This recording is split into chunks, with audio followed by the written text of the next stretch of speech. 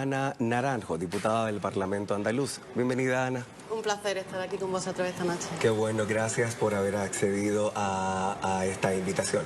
Ana, hemos visto que una de las primeras medidas asumidas por la Asamblea Nacional en Venezuela precisamente busca dar una respuesta, ¿no?, a este elemento que estaba un poco adormecido y que no es tratado. Vemos que hoy día vuelven y se retoman las nociones y los procesos de recuperación territorial, en este caso venezolano con el Esequibo.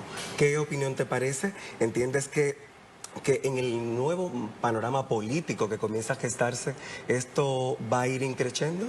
Yo creo que sí, es un símbolo de esperanza que esta primera decisión de la Asamblea Nacional sea precisamente recuperar esos derechos históricos, como decía el presidente, y también la soberanía nacional. Tenemos que decir que esta Asamblea Nacional sí está mirando por los intereses de los recursos de los venezolanos y las venezolanas, y no la anterior Asamblea Internacional, que ese territorio pues lo permitió que fuese de alguna manera reivindicado por un neocolonialismo del Imperio Británico que ni responde a la coyuntura actual de soberanía de los pueblos, ni tampoco responde a los intereses de los venezolanos y de las venezolanas.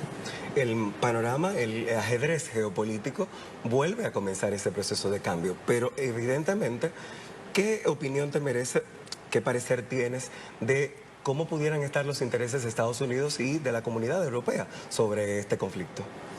Bueno, nosotros esperamos de la comunidad internacional en este sentido que las relaciones internacionales las establezca en función del diálogo, las establezca en función del respeto también a la soberanía de los terceros países.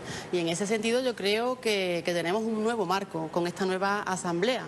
Y en ese sentido también le pedimos a la comunidad internacional, a la Unión Europea, que dé un saltito más y que reconozca la instalación de esta nueva asamblea. Ya ha hecho algún paso significativo, como el dejar de reconocer a Guaidó como presidente interino, reconocer la finalización del periodo de la Asamblea anterior, pero ahora le pedimos a la Unión Europea un nuevo prisma en ese marco internacional de las relaciones y también el respeto a las instituciones que tiene Venezuela y también al presidente que tiene Venezuela electo en unas elecciones en 2018 y que tenemos que recordar que hubo 4 millones de diferencias entre el siguiente candidato. Por lo tanto, lo que sí le pedimos a la Unión Europea y a Estados Unidos y a las relaciones internacionales es que en este nuevo marco que respete las decisiones soberanas de los venezolanos y de las venezolanas. En ese sentido esperamos un futuro esperanzador de esta nueva asamblea.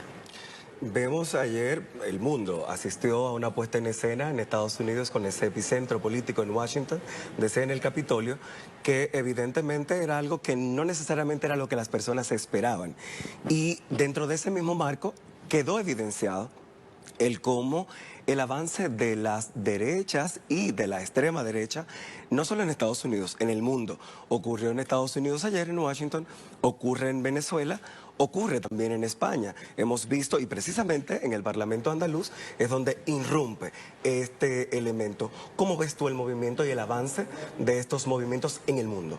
A mí me parece muy preocupante, extremadamente grave lo que vimos ayer con asombro en todo el mundo que ocurría en el Capitolio cuando iban a proceder ya a la elección de un nuevo presidente, el respeto a los marcos democráticos y a los votos que ejercieron los estadounidenses. La extrema derecha la conocemos bien en Andalucía, como tú dices, y en España. Nosotros fuimos el primer parlamento donde, gracias a la derecha, tenemos que decir, se le abrió la llave de las instituciones.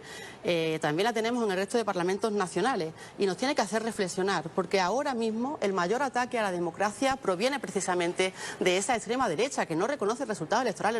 Lo sabéis bien, en Venezuela también tenéis una extrema derecha que ha desconocido resultados electorales, que ha llamado a la violencia, que ha llamado a los golpes de Estado, a las guarimbas que decís aquí.